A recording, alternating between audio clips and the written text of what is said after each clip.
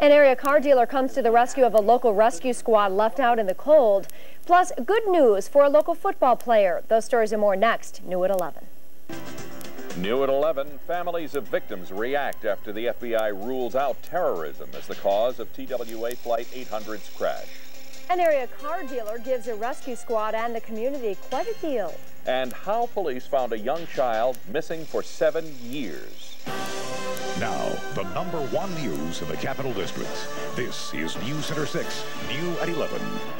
Good evening, everyone. New at 11, the FBI has closed its investigation of the TWA Flight 800 crash. For the past 16 months, since an explosion blew the 747 out of the sky off Long Island, the FBI has been checking into any possibility of something other than mechanical failure. No evidence has been found which would indicate that a criminal act was the cause of the tragedy of TWA Flight 800. The FBI's James Kallstrom outlined the thousands of leads checked, the theories investigated, resulting in their conclusion. That was released publicly today, but yesterday Kallstrom and other investigators spent hours with family members going over everything and showing the family the video created by the CIA that displays how they believe TWA Flight 800 crashed. I kept looking at the animation and looking at the spot where I knew she was sitting. John Seaman of Clifton Park lost his niece, Michelle Becker. John also heads the group, the Families of TWA Flight 800. We need to know the truth. And it may not be pleasant, it may not be what we wanted to hear, and it certainly wasn't. But we all stayed and we all saw it. And it impacted everyone, including the agents in the room. Seaman personally found comfort in the fact that a crime was not committed. I find a little comfort in that, and I know some of the other family members do also. Because if it was a crime, then you have to think someone did this deliberately, consciously planned to cause all this suffering.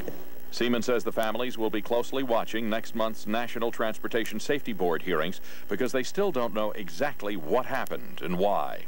And that's what the families want. We want to get the truth out. We need to know the truth. It's not knowing the truth that keeps you up all night. A year and a half later, it's not knowing the truth that won't let you sleep.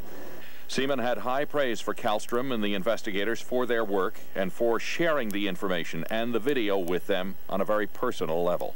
We were all sharing at that moment the recognition of how horrible an end came to those people. And it was difficult for everyone.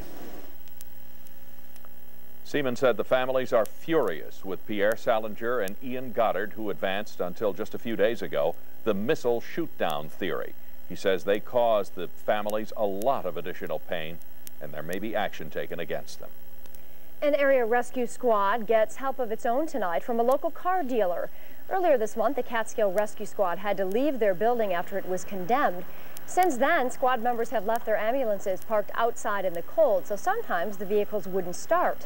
Tonight, at a meeting of the Village Board of Trustees, Condor Auto Sales offered garage space on their lot to put the squad's equipment and ambulances. We feel that we're helping the village, not just the rescue squad itself, okay? And you need this emergency vehicles in this village. I'm telling you that right now, and we're more than willing to help them out. Rescue squad members thanked Dibble for his help and said it made them feel good that someone in the community came to their aid. Still, Condor's offer is only a temporary solution. The squad still needs to find a permanent home next spring. Doctors say an injured Watervliet football player will return to his feet, but he still faces several challenges. Chris Lee, a star running back on the team, was seriously injured in a car crash Saturday. Hours earlier, he had led his team to victory in the state playoffs. Yesterday, doctors at Albany Med performed surgery on Lee's spine, which proved quite successful. There's a strong chance he will walk again on the basis of the fact that he's gotten his knee musculature return. You don't need your feet to be able to walk. He's young, he's got good strength return at this point in time, and I perceive that he will walk again. Dr. Carl cautions, though, that Lee may only be able to walk with braces, and he faces other medical problems. Lee was wearing a seatbelt, which saved his life, they feel, but officials say it probably contributed to his spinal injury. While Lee recuperates, his teammates continue to practice today for this weekend's game in Kingston. Only on News Center 6, a teenager talks